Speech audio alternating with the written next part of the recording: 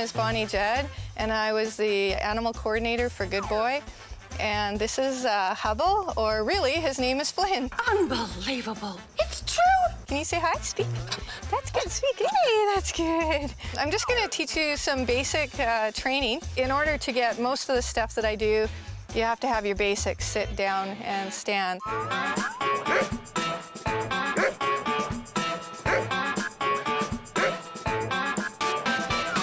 As for things that I use, I start my dogs in a quiet room, and I get clickers, which you can get from your local pet stores.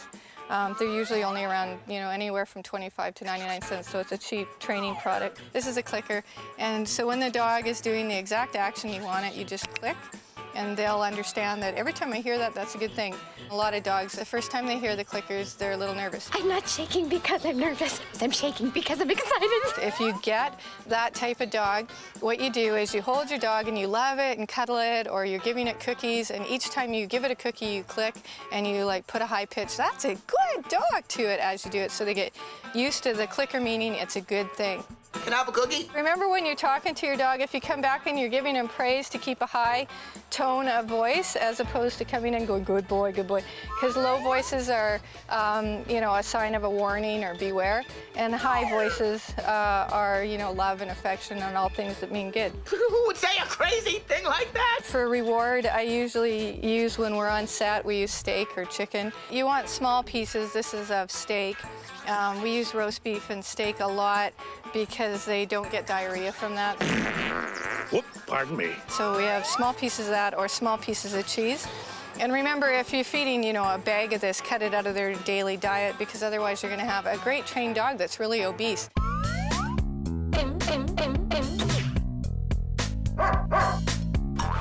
To teach a stand, you actually have food in your hand. You take your food and you pull your dog forward with your food in your hand, stand. And you click as soon as all 4 feet are up. So I'll show that to you again. Sit. So you're actually pulling your dog forward with your food. Stand. Good. And timing is everything, and your tone of your voice is everything. So when your dog does it right, you have to make a big deal about him. Sit. Good. Stand. Good. Okay. Good boy. That's nice. Good job. I can do lots of things.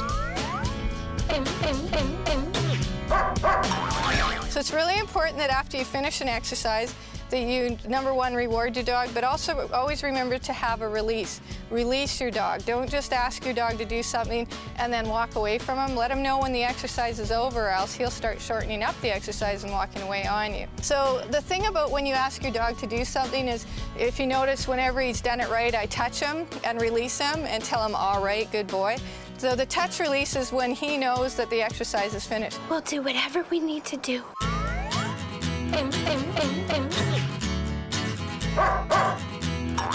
Sit's really easily done. We don't pull our dog, we don't push our dog, we just hold food, and we have our hand brought up so your dog can't do anything else but sit.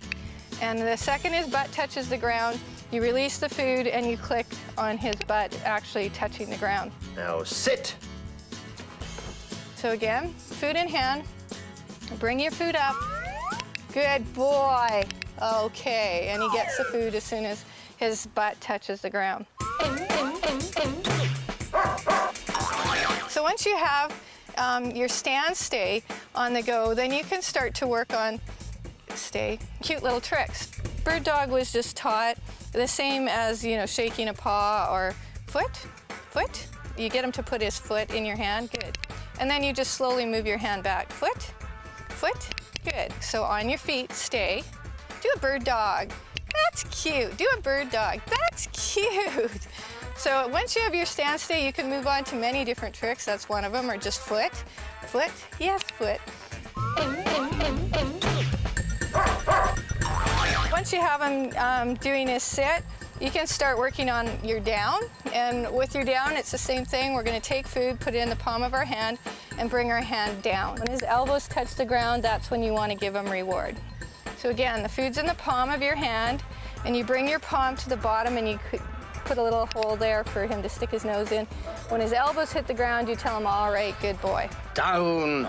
And now we're gonna touch him and get distractions. We're gonna walk around. That's a good stay. So reward him because this time Ryan's throwing things and dropping things and still he's down and staying. Once you have this exercise mastered, you can move on to on your side.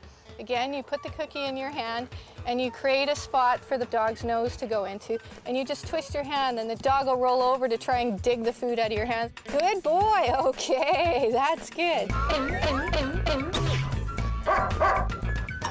So after you got that all sorted out, you can move into cute little cover. Cover your face. Oh, that's cute. Cover your face. Oh, you're so cute. Okay. So there's some tricks and, you know, some basics for you to work on. And these are all easy things that anybody can do at home with their own personal dog. All you have to do is spend time with your dog.